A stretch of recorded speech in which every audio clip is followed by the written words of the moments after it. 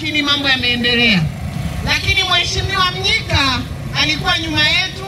Bahati mbaya nao gari yao imepata tatizo kidogo, kwa hiyo wameshindwa kufika. Wakati naongea hapa tayari alikuwa ameshavuka Chalinze, lakini nina hakika kwa umati huu kesho au kesho kutwa tutaomba akipita barabarani kuelekea Dodoma walau wao na Heche wasimame kidogo hapa Gairo ili waweze kusema nani. Sawa sawa ndugu zangu, netusamehe. Asanteni sana. Jambo la pili, najua Gairo kwa sababu kama nilivyosema nimekuwa nikipita sana mitaa hii. Najua kuna tatizo kubwa la maji. Ndugu zangu watu wa Gairo, niwaambie kwamba nchi hii tumepata uhuru miaka 64 iliyopita, kwa maana ya mwaka 61 nchi hii kiongozwa na chama kile Chama cha Mapinduzi, wakati ule kikiitwa TANU, na mwaka 77 ikaungana na chama cha Afro Shirazi Party tukawa na Chama cha Mapinduzi. Kwa hivyo ndugu zangu, niwaambie tu kwamba Baba wa Taifa Mwalimu Nyerere alisema ili tuendelee tunahitaji mambo manne. Akasema jambo la kwanza ni watu, jambo la pili ni ardhi, jambo la tatu ni siasa safi, na jambo la nne ni uongozi bora. Ndugu zangu, kama ni watu, wakati Nyerere anazungumza maneno haya kulikuwa watu milioni 9. Leo tuko watu milioni 63 kutokana na sensa ya mwaka 2022. Kwa hiyo kama ni watu hatuna tatizo la watu. Lakini akasema jambo la pili ni ardhi. Ndugu zangu, Tanzania ina ardhi kubwa. Chukua ardhi ya Kenya, Uganda, Rwanda na Burundi kwa pamoja, haifiki ardhi ya Tanzania yenye ukubwa wa kilomita za mraba 947. Kwa hivyo kama ni ardhi tunayo kubwa ya kutosha, na ardhi ambayo ina rutuba, lakini sio rutuba tu, ardhi yenye madini lukuki, lakini Watanzania ni maskini. Alisema mwimbaji Bob Marley kwamba ni mpumbavu tu anayeishi kwenye lindi la maji mengi lakini akawa ana kiu. Tanzania tunaishi kwenye utajiri mkubwa, lakini wananchi wake ni maskini. Kwa hivyo ndugu zangu, jambo la tatu alilosema Baba wa Taifa Mwalimu Nyerere, alisema siasa safi. Wakati anasema jambo hili, bado vyama vingi vya upinzani vilikuwa havijaanza Tanzania, kwa maana mfumo wa vyama vingi. Mfumo wa vyama vingi umeanza mwaka 92. Leo ni takriban miaka 33. Bado tunaona siasa ya kibaguzi. Lakini la mwisho alilosema, na ndio la maana sana, ni uongozi bora. Na ndio nimesema toka mwanzo kwamba toka tumepata uhuru tumetawaliwa na Chama cha Mapinduzi. Kwa hiyo viongozi ni wale wale, na la kujiuliza ni kwamba kwa utajiri tulionao, kwa nini leo sisi ni maskini? Na tunasema haya tukijua kwamba vijana wengi wa Tanzania hawana ajira.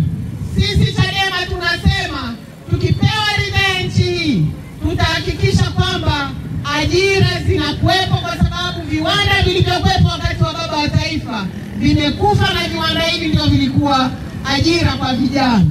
Lakini tunasema, na mimi kama mwenyekiti wa wazee, kama nchi hii ni nchi ya muungano wa Zanzibar na Tanganyika. Zanzibar toka mwaka 2016 wazee wote kuanzia miaka 70 wanapata pension, haijalishi ulikuwa mtumishi wa umma au ulikuwa mkulima au ulikuwa unafanya shughuli yoyote. Kwa hiyo unapata pension.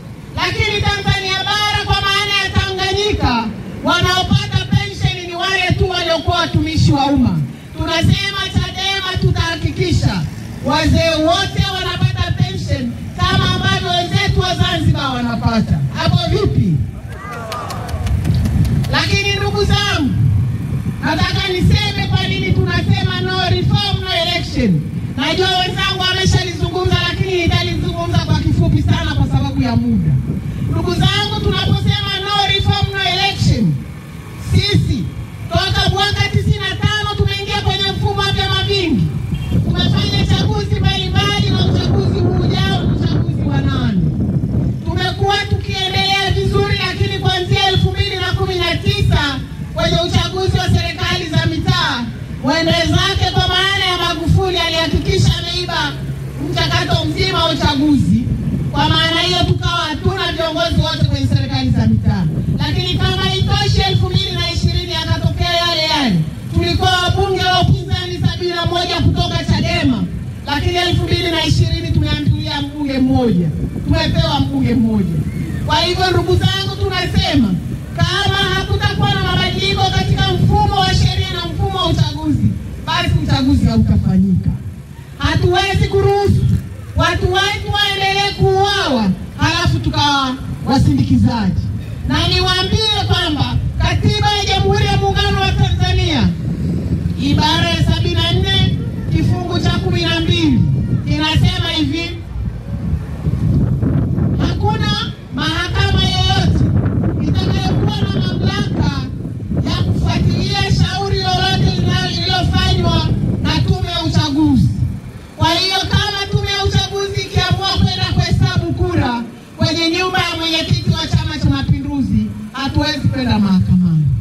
Lakini ndugu zangu wote mnajua ibara hiyo ya 74 kifungu cha kwanza A, B na C inasema kwamba rais ndiye atakayeteua mwenyekiti wa tume, atakayeteua makamu mwenyekiti wa tume pamoja na makamishna wa tume. Lakini wote tunajua rais wa nchi hii ni mwenyekiti wa Chama cha Mapinduzi ambaye na yeye pia anakuwa mgombea. Kwa hiyo tunasema ni sawa na Simba na Yanga wanacheza halafu Manara anaenda kuwa referee. Hapo mtakubali ndugu zangu Wagairo? Kwa hivyo ndio sababu tunasema kama hakuna mabadiliko hatutakuwa na uchaguzi. Tutahakikisha uchaguzi haufanyiki, tutafanya kila liwezekanalo kuhakikisha kwamba haufanyiki.